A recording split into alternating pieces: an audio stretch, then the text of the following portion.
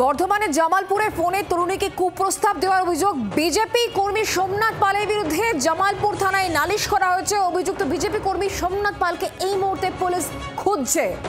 বর্ধমানের জামালপুর, সেখানে ফোনে এক তরুণীকে কুপ্রস্তাব দেওয়া হয়েছে এমনই অভিযোগ। বিজেপি কর্মী সোমনাথ পালের বিরুদ্ধে এই অভিযোগ করা হচ্ছে জামালপুর থানায়। এই বিষয়ে বলা হয়েছে অভিযুক্ত বিজেপি কর্মীকে এই মুহূর্তে খুঁজছে পুলিশ। গোটা বিষয়কে কেন্দ্র করে এই মুহূর্তে রাজনৈতিক তরজা শুরু হয়েছে। ঠিক কি বলা হচ্ছে বিজেপি এবং তৃণমূলের তরফ থেকে শোনাবো। এটা বিজেপি নেতাদের চরিত্র। আসলে বিজেপি যারা করছে সব সমাজের উচ্ছিষ্ট জীব, একদম সমাজ থেকে বিচ্ছিন্ন সেই মানুষগুলো।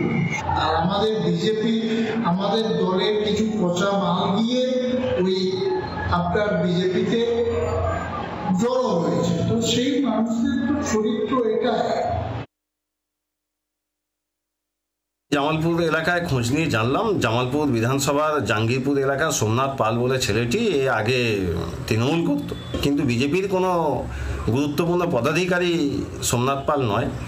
সে যে কাণ্ড ঘটিয়েছে একটি মেয়ের প্রতি, সেটাকে বিজেপি সমর্থন করে না।